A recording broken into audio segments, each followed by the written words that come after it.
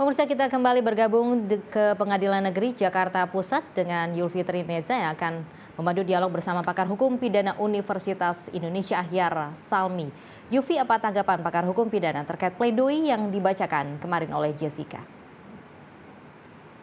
Terima kasih Lovi dan juga pemirsa, kembali bersama saya Yulfitri Nisa masih di Pengadilan Negeri Jakarta Pusat, dan kita akan menanyakan begitu ya tanggapan dari seorang pakar hukum pidana ini terkait dengan pledoi yang sudah dibacakan kemarin tapi ternyata masih harus dilanjutkan hari ini mengingat masih ada sejumlah halaman yang belum dibacakan untuk nota pembelaan tersebut. Dan tadi kita lihat begitu ya tayangan bahwa Darmawan Salihin selaku keluarga atau ayahanda dari Wayan Mirna Salihin ini cukup kecewa. Namun sebagian pihak juga bertanya-tanya begitu tentang tuntutan yang dijatuhkan oleh jaksa penuntut umum, di mana tuntutan 20 tahun namun tidak ada hal begitu yang meringankan dari diri terdakwa. Kita juga akan membahas hal tersebut bersama dengan Pak Ahyar Salmi selaku pakar hukum pidana dari Universitas Indonesia. Selamat pagi Pak Ahyar. Selamat pagi Yulfi. Terima kasih sudah hadir di sini pagi-pagi. Sehat ya Pak ya? Sehat. Alhamdulillah.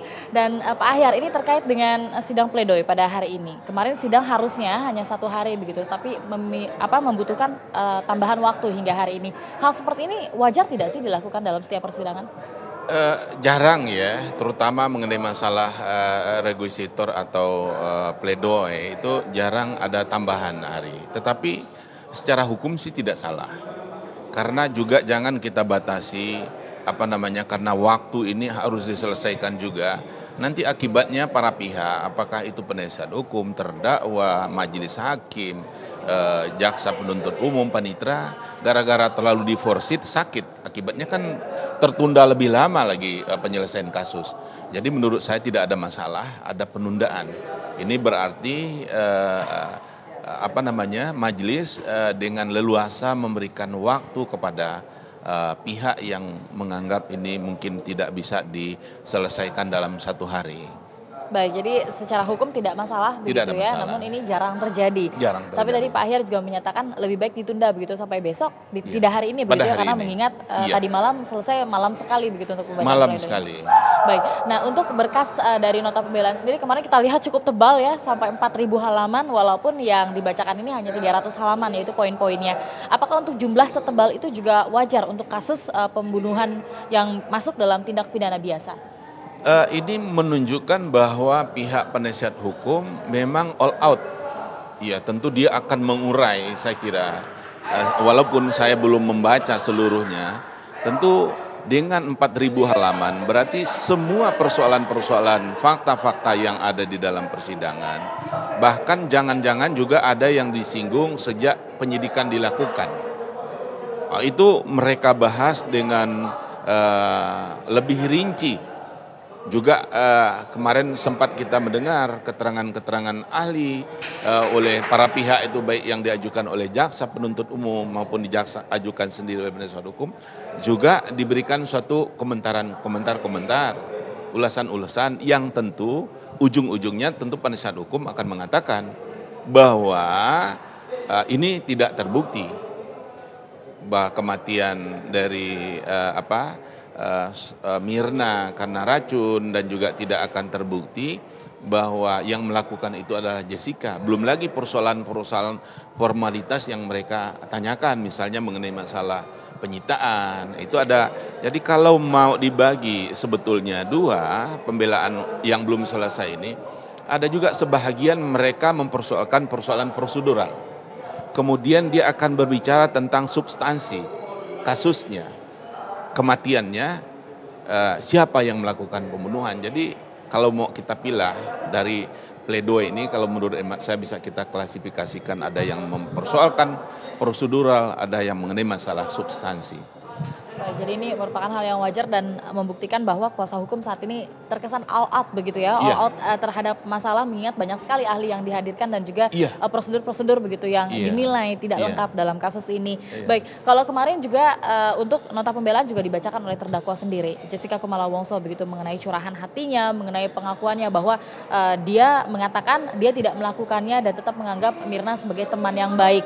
Nah, di sini ada 2 begitu yang dibacakan, yaitu yang Jessica bacakan dan juga yang kuasa hukum bacakan. Sebenarnya apakah memang porsi ini sudah diatur begitu untuk menggugah keyakinan dari hakim? Nah, saya tidak tahu persis apakah ini ada diatur atau tidak. Tetapi adalah lazim juga si terdakwa secara pribadi di dalam dakwaan pidana dia juga melakukan pledoi atau pembelaan terhadap diri dia, kemudian juga dilakukan oleh penasihat hukum. Kalau si terdakwa itu kan dengan bahasa apa adanya. Kalau istilah penasihat hukum Pak Oto kemarin ya mungkin mau curhat, mau apa silakan. Ya apa adalah menurut terhadap kasus itu. Nah penasihat hukumnya lah menyempurnakan dari aspek hukum, analisanya, nanti sampai kesimpulannya, teori-teori yang dipergunakan. Nah itu adalah bahagian. Tentu saja apakah itu ada pengaturan atau tidak, tapi dengan hal ini jelas tentu ada dua pembagian ini ya, ada yang oleh terdakwa langsung, ada oleh penasihat hukum. Terdakwa sebagai masyarakat umum lah, apa yang dia rasakan disampaikan lah kepada pengadilan, forum. Nah itu tentu sekali lagi tidak lepas ujungnya adalah akan membuat hakim yakin. Yang dari awal saya katakan perebutannya saat sekarang ini adalah bagaimana meyakinkan hakim. Karena kalau dilihat dari alat bukti, dua belah pihak mempunyai bukti yang disebut dalam undang-undang kita. Mengenai masalah saksi mereka ajukan, kedua belah pihak. Keterangan ahli ada, surat juga ada, keterangan dakwa tentu pasti memanfaatkan. Nah yang satu miliknya hakim adalah petunjuk tadi dari keterangan ahli, nanti hakim itu. Nah saya melihat dua-dua pihak mengajukan itu. Mau nggak mau dua-duanya karena berhadapan-hadapan, yang satu mengatakan terbukti, yang satu mengatakan tidak terbukti. Itu sudah diprediksi dari awal, jadi ada kutub yang antara utara dan selatan. Nah ini adalah pledoi itu tadi, termasuk requisitor tuntutan jaksa adalah meyakinkan hakim bahwa terdakwa versinya jaksa bersalah, dengan membahas juga tentu alat-alat bukti baik yang diajukan oleh penuntut umum maupun diajukan oleh penasihat hukum sendiri. Begitu juga sebaliknya. Nah, cuman memang sistem hukum kita demikian. Saat yang terakhir itu selalu adalah terdakwa dalam pidana. Kalau de perata itu adalah tergugat, membela diri terakhir. Nah tentu jauh lebih enak berada di posisi setelah kita tahu apa yang dilakukan katakanlah ini oleh pihak sana. Sparring partner, saya nggak mau mengatakan musuh lawan gitu, sparring partner mengatakan apa, lantas apa tangkisan, tentu counter ini jauh lebih enak terhadap serangan. Jadi lebih prepare begitu ya dengan apa yang akan disampaikan. Iya. Baik, ini kalau misalkan tadi juga Anda menilai begitu ya ketika keterangan terdakwa ini diletakkan paling terakhir, dan apakah memang porsi dari keterangan terdakwa ini akan lebih kecil begitu jika dibandingkan dengan porsi-porsi yang lainnya seperti keterangan saksi, ahli, dan unsur-unsur alat-alat pembuktian yang lainnya? Kalau keterangan terdakwa atau pembelaan terdakwa? Keterangan terdakwa. Nah keterangan terdakwa ini tentu kan dia hanya satu orang. Kalau saksi ini kan banyak orang, sehingga kan waktu yang diberikan terhadap satu orang pasti lebih sedikit ketimbang yang banyak orang. Belum lagi dengan ahli-ahli, yaitu wajar saja. Nah, tapi bukan berarti karena waktunya sedikit itu tidak bisa terdakwa ini mengemukakan apa yang menurut versi dia.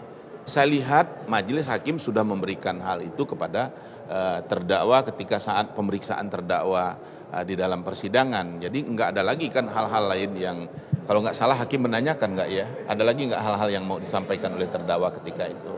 Baik, nah pada saat pemeriksaan terdakwa begitu ya, pada waktu itu ternyata dilakukan begitu sampai di cross check antara JPU, kuasa hukum dan juga hakim mempertanyakan hal-hal tersebut. Apakah memang keterangan dari terdakwa ini bisa sangat meyakinkan pada waktu itu jika dibandingkan dengan nota pembelaan terdakwa yang pada sekarang dibacakan, mengingat kita tahu bahwa terdakwa ini tidak harus disumpah untuk menyatakan keterangannya? Kalau bicara masalah keyakinan, kembali itu yang tahu kan hakim sebetulnya. Apakah lebih meyakinkan? Tentu hakim untuk membuat keyakinannya. Tadi dia cross check, baik terhadap penasihat hukum, terdakwa, keterangan terdakwa itu tadi maupun terhadap penuntut umum. Dia akan cross check. Pasti hakim itu sudah juga ada gambaran di dalam benaknya. Kalau menurut saya sedemikian. Tinggal endingnya apa? Tidak tertutup kemungkinan kalau dia saat sekarang ini sudah ada berapa persen gitu ya. Ini kan untuk melengkapi 100% keyakinan hakim bersalah atau tidak bersalah. Jadi ada 3 keputusan kan di dalam suatu kasus pidana ini. Yang pertama, kalau tidak terbukti orang melakukan kesalahan, tidak terbukti memenuhi unsur-unsur, salah satu unsur pasal yang didakwakan saja, orang itu harus dibebaskan, yang dikenal dengan istilah Vrijsprach. Tetapi orang itu terbukti melakukan suatu perbuatan, akan tetapi perbuatan itu bukan merupakan tindak pidana. Orang itu harus dilepaskan dari segala tuntutan hukuman. Ini yang dikenal dengan ontslag van rechtvervolging. Yang ketiga adalah orang itu terbukti melakukan tindak pidana, memenuhi semua unsur, tidak ada hal-hal yang menghapuskan pidana, makanya dia adalah dihukum kesrah. Ini yang diatur dalam KUHP kita, pasal 191 ayat 1, 2 dan pasal 193 KUHP ada diatur di situ. Nah ini nanti di dalam itulah hakim melihat ujungnya apa. Nah saya melihat di dalam kasus ini akan hanya dua kemungkinan. Ada yang melihat kayaknya yang saya dengar juga ada pengamat mungkin ada 3 kemungkinan. Kemungkinan yang tadi, kalau saya tidak. Karena kemungkinan dia akan dilepaskan dari segala tuntutan menurut saya tidak ada selama persidangan itu berlangsung. Katakanlah antara lain yang masa kayak begitu itu dia membela diri atau dia terpaksa atau dia menjalankan perintah atasan atau dia ada gangguan kejiwaan. Nah ini saya ngelihat tidak ada. Tinggal hanya 2 itu. Dia bebas atau dihukum. Nah hakim pasti saya yakin ya sudah ada juga tentu gambaran-gambaran dari selama proses persidangan para hakim membaca berkas-berkas sudah mulai. Tapi ini adalah puncaknya adalah bagaimana para pihak ini meyakinkan melalui requisitor tuntutan jaksa yang sudah dilakukan minggu yang lalu. Kemudian bagaimana terdakwa beserta penasihat hukum memberikan pledoi atau pembelaan menangkis dakwaan tuntutan jaksa tadi. Nah nanti jaksa tentu juga akan membahas lagi, mengcounter lagi, mementahkan lagi pledoi yang dikemukakan oleh para terdakwa dan penasihat hukum ini. Nah pada akhirnya nanti ada kesempatan oleh terdakwa dan para penasihat hukum menanggapi kembali replik dari penuntut umum yang dikenal dengan duplik itu nanti mereka lakukan. Setelah itu secara teoritis masih dimungkinkan ada lagi yang namanya mir replik tambahan lagi oleh jaksa. Kalau jaksa menganggap ini perlu dia minta, dia akan minta. Tetapi hakim tidak wajib untuk memenuhi tuntutan itu. Yang jadi lazimnya meminta, adalah tapi 2 tidak harus dikabulkan oleh tidak hakim. Harus dikabulkan. Nah kalau dikabulkan nanti oleh hakim, sekiranya ada, tentu hakim juga harus memberi kesempatan kepada terdakwa dan penasihat hukum untuk memberikan mir duplik. Karena prinsip hukum kita, terdakwa dan penasihat hukum tetap berada pada saat terakhir memberikan pembelaan dirinya. Baru setelah itu akan diskor nanti sidang. Biasanya hakim akan minta waktu, enggak langsung akan putus itu. Ada kalanya hakim minta waktu untuk mempelajari berkas dulu. Setelah itu belajar berkas nanti berapa minggu misalnya, nanti hakim baru akan mengatakan, keputusan yang tanggal berapa. Tidak tertutup juga keputusan yang tanggal berapa ditentu akan diundur lagi. Karena mungkin ini sangat butuh waktu yang panjang menurut saya mempelajari begitu banyak berkas, begitu banyak keterangan ahli, alat-alat bukti yang diajukan. Tentu hakim harus akan hati-hati betul di dalam membuat keputusan.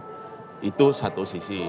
Yang kedua, kenapa hakim akan lebih sempurna juga dalam membuat keputusan. Bukan berarti kasus lain tidak sempurna, karena ini kan sudah menjadi konsumsi publik. Jadi nama hakim juga dipertaruhkan di mata masyarakat, terdakwa, tersangka, penuntut umum, keluarganya, juga di mata atasannya juga nanti. Tidak tertutup kemungkinan kalau ternyata dinilai ini hakim bagus sekali menangani kasus ini, tidak tertutup kemungkinan ini adalah juga akan menjadikan promosi terhadap hakim-hakim. Dan itu wajar menurut saya, bagi hakim-hakim yang bagus harus kita berikan tempat-tempat yang bagus, kita promosikan. Baik, tetap ada sisi dari keuntungan dari hakim itu sendiri begitu ya untuk mempertanggungjawabkan apa yang seharusnya menjadi tugasnya, tapi ini juga dilihat oleh masyarakat sebagai kaca atau sebagai bentuk atau wajah dari pengadilan kita di Indonesia ini. Kita akan lanjutkan lagi Pak Ahyar untuk perbincangan kita, tapi pemirsa kita harus jeda dulu sejenak dan kita masih akan kembali di Breaking News Misteri Kematian Mirna dari Pengadilan Negeri Jakarta Pusat usai jeda berikut.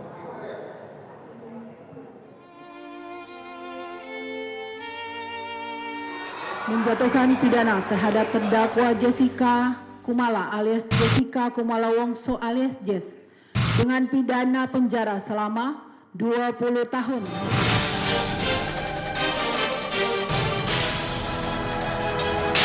Hormati saksi saya. Saya menghargai Anda menghargai saya.